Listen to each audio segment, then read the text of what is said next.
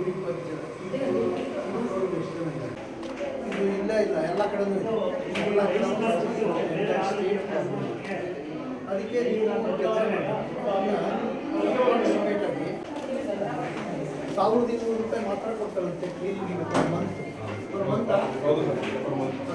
ಯಾವುದಕ್ಕೆಲ್ಲ ನಿಮ್ಗೆ ರೆಕಮೆಂಡೇಶನ್ ಅದಕ್ಕೆ ನೀವು ಕಡೆ ಶಾರ್ಟೇಜ್ ಆಫ್ ಊರಿಗೆ 500-600 ಯಾರು ನಿಮಗೆ ಎಮರ್ಜೆನ್ಸಿ ಒಂದು ಯಾವುದಾದ್ರು ನೀವು ವೆಸ್ಟರ್ನ್ ಇದೆಯಾ 60 ಜನಕ್ಕೆ 3 ರೂಪಾಯಿ. ಒಂದು ನಿಮಿಷ ಸರ್ ಇಲ್ಲೇ ಬರ್ತಾ ಎಲ್ಲ ಕ್ಲೀನ್ ಇದೆ. ಇಲ್ಲ ನಾನು ಬರ್ತೀನಿ ಕ್ಲೀನ್ ಮಾಡಿದ್ದೀರಾ? ಸ್ನಾನ ಮಾಡೋದಕ್ಕೆ ಎಷ್ಟು? ನಾನು ಚಾಮರಾಜನಗರ ಬರ್ತೀನಿ ಅಂತ ಪೇಪರ್ಲೇ ಬಂದಿದ್ದೆ, ಮಾಹಿತಿ ಇಲ್ಲ.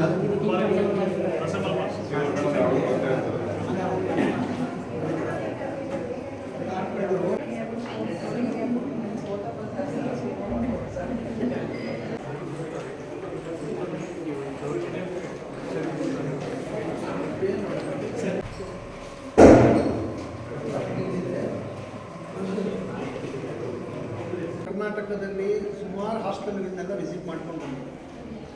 ಸರ್ಕಾರ ನಮ್ಮ ಮುಂದಿನ ಮಕ್ಕಳು ಒಳ್ಳೆ ಪ್ರಜೆಗಳಾಗಬೇಕು, ಒಳ್ಳೊಳ್ಳೆ ಹುದ್ದೆಗಳಿಗೆ ಹೋಗಬೇಕು, ದೇಶಕ್ಕೆ ಒಳ್ಳೊಳ್ಳೆ ಕಾಂಟ್ರಿಬ್ಯೂಷನನ್ನು ಮಾಡಬೇಕು, ಸೇವೆ ಮಾಡಬೇಕು ಅನ್ನೋ ಉದ್ದೇಶದಿಂದ ಎಲ್ಲರಿಗೂ ಕೂಡ ಹಾಸ್ಟೆಲ್ ಫೆಸಿಲಿಟಿ ಕೊಟ್ಟು ಎಲ್ಲ ಫೆಸಿಲಿಟೀಸನ್ನು ಕೂಡ ಕೊಟ್ಟು ನೀವು ಚೆನ್ನಾಗಿ ಓದಿ ಒಳ್ಳೆ ವಿದ್ಯಾವಂತರಾಗಿ ಬುದ್ಧಿವಂತರಾಗಿ ದೇಶಕ್ಕೆ ಒಳ್ಳೆ ಆಸ್ತಿ ಆಗಬೇಕು ಅನ್ನೋ ಉದ್ದೇಶ ಸರ್ಕಾರ.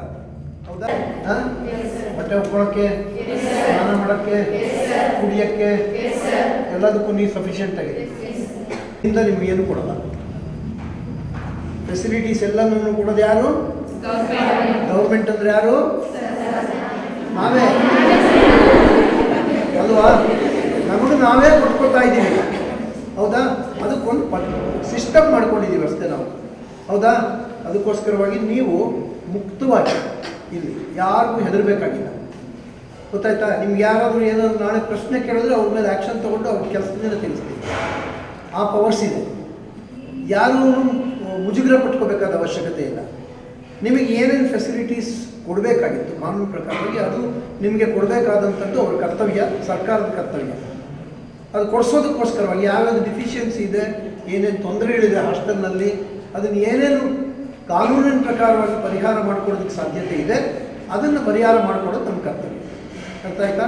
ಅದಕ್ಕೋಸ್ಕರ ಈಗ ನೀವೆಲ್ಲರೂ ಏನು ಮಾಡಬೇಕಪ್ಪ ಅಂದರೆ ಮುಕ್ತವಾಗಿ ಎಲ್ಲರೂ ಒಟ್ಟಿಗೆ ಹೇಳಬೇಡ, ಒಬ್ಬೊಬ್ಬರು ಏನೇನು ಪ್ರಾಬ್ಲಮ್ ಇದೆ ಈ ಹಾಸ್ಟೆಲ್ನಲ್ಲಿ, ಯಾವುದಾದ್ರು ಪ್ರಾಬ್ಲಮ್ ಉಂಟಾ ನಿಮಗೆ, ಆ ಪ್ರಾಬ್ಲಮ್ಮು ಕಾನೂನು ಪ್ರಕಾರವಾಗಿ ನಾವು ಪರಿಹಾರ ಮಾಡ್ಬೋದಾ ಅಂತ ನೋಡಿ ಮಾಡ್ಬೋದು. ನಾನೇ ಕೇಳಬೇಕು, ನೀವು ಹೇಳಿದ ಮೇಲೆ ನಾನೇ ಕೇಳಿ